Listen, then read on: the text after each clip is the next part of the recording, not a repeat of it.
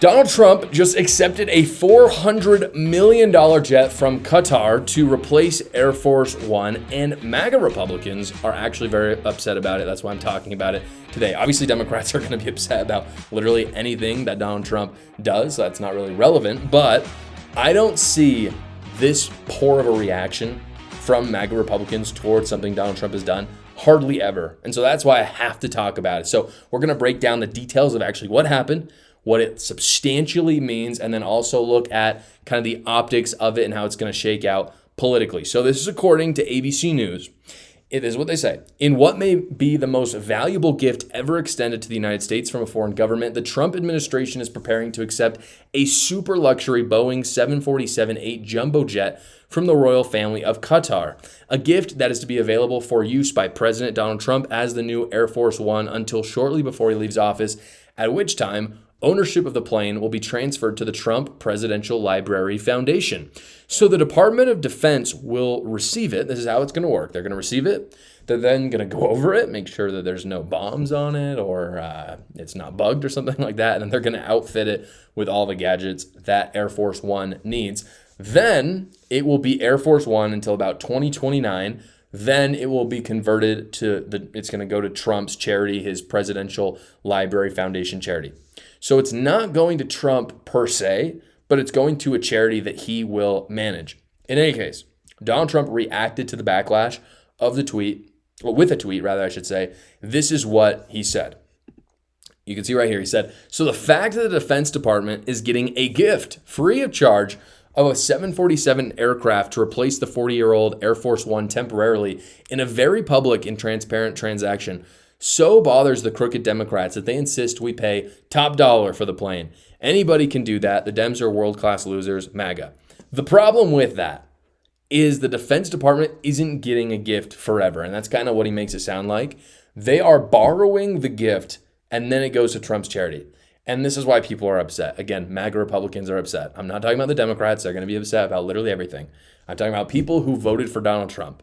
The other obvious problem is that nothing is free. And this is like really what people are upset about, especially a $400 million jet. Like, it's not free. So it has people wondering, why the heck would Qatar be doing this, and why would Trump accept it? Like, what strings are attached? One of the troubling things that's coming out right now is that Trump's cabinet does have some connections to Qatar. We don't know exactly. Again, we don't know what the strings are, and I think we may never know, and I think that's what people want to know. But some of the kind of weird connections that the Trump cabinet has with Qatar is Pam Bondi, the AG, actually represented Qatar for a long time with the United States. So there's that.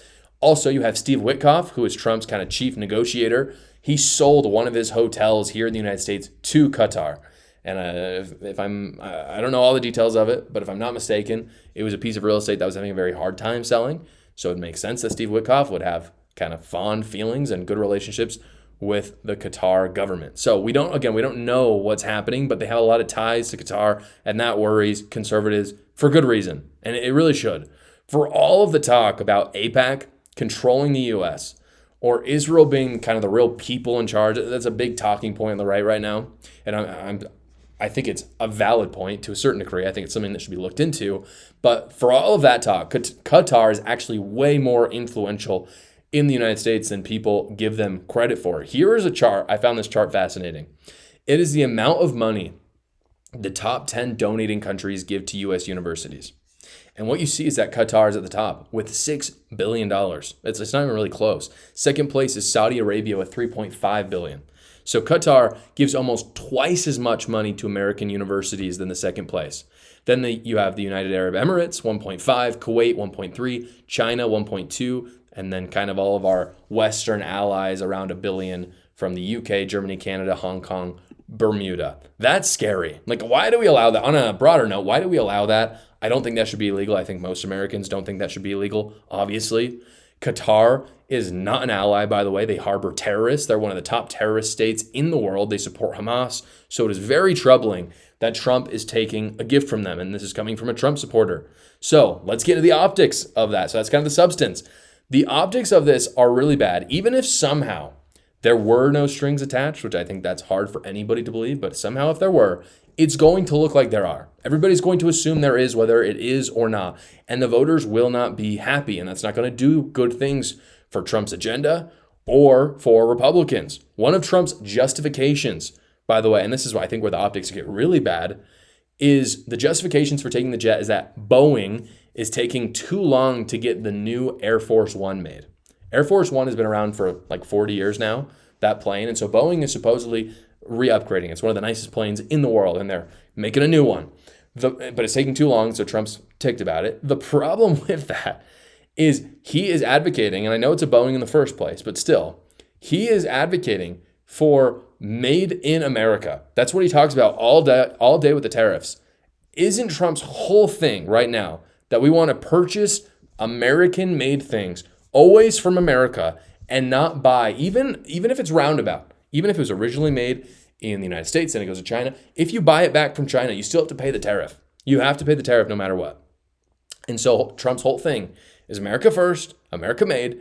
So why are we taking a Qatar plane right now instead of the American-made Boeing?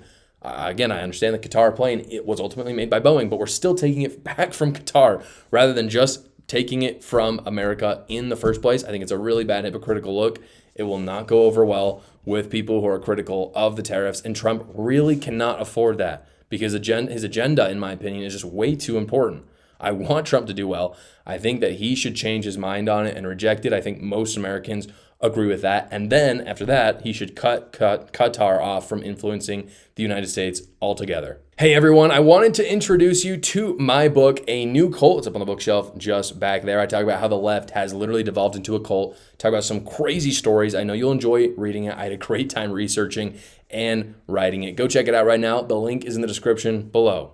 Thank you so much for watching this video. Everybody, please like the video and subscribe to my channel so other great patriots like yourself can see it. And you can check out another video right here.